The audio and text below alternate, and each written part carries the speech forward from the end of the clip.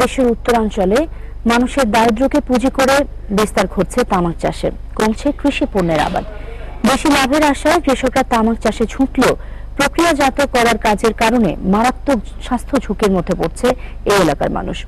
রংপুর থেকে ফিরে সুজন মেহেদী 3 পর্বের ধারাবাহিক প্রতিবেদনের আজ প্রথম পর্ব দেখুন। ফসলের সবুজ মাঠ দেখলে যে কারো মন জুড়িয়ে যাবে। তবে তামাক নামের এ ফসলটির চাষ হয় জীবন বাঁচাতে নয়, জীবন ধ্বংস করে দিতে। বাংলাদেশে এখন প্রায় ৭৪,০০০ হেক্টর জমিতে তামাক চাষ হচ্ছে। গত 2 বছরে এই চাষ বেড়েছে প্রায় ৬৮%, যার বেশিরভাগই দেশের উত্তরাঞ্চলে। দেশের খাদ্য ভাণ্ডার বলে পরিচিত দিনাজপুর, নওগাঁ, নাটোর ও রংপুরের ধান ক্ষেত এখন দখল করে নিচ্ছে তামাক। পার্বত্য এলাকায়ও জুম চাষের বদলে তামাক চাষ শুরু হয়েছে পুরোদমে। কেন এই বিষের চাষে ঝুঁকছে কৃষক?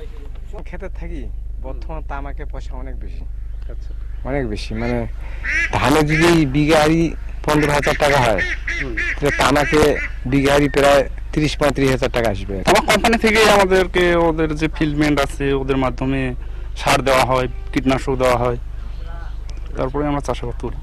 চাষের পর তামাকের ব্যবহারের প্রতিক্রিয়া আরো ভয়াবহ। বিড়ি সিগারেটের জন্য যারা তামাক প্রক্রিয়াজাত করেন, তামাকের বিষে তাদের নীল হতে হচ্ছে প্রতিনিয়ত। অভাবের তাড়নায় ভয়াবহ এই তামাকের ক্ষতির কথা জেনেও কাজ করে যেতে হচ্ছে অসহায় মানুষদের। বলে তোমার হাঁপানি হয়েছে, এখন হাঁপানি হলে কাজ করতে হবে, কাজ না করলে তো উপায় নেই। আমার ব্যথা করে, জ্বালা করে, এই যে ডাক্তারের ওখানে বলিয়ে নিয়ে খাইয়া। বিশ্ব স্বাস্থ্য সংস্থা বলছে তামাকজাত পণ্য 90% ফুসফুসের ক্যান্সার, 80% মুখের ক্যান্সার ও 50% যক্ষার জন্য দায়ী। এর কিছুটা চিত্র দেখা গেল দেশের অন্যতম প্রধান তামাক প্রক্রিয়াজাত এলাকা রংপুরের হারাগাছে। সেখানকার স্বাস্থ্য কমপ্লেক্সে আসা 90% রোগী আক্রান্ত ফুসফুসের জটিল রোগে। কাজ করি নিয়ে গদ্দা উড়ে না, ওই ছাড়তে পারিনি। শ্বাসকষ্ট খুব বেশি হয়ে গেছে। কেন হলো? এই বিরিয়ানি করছিলাম।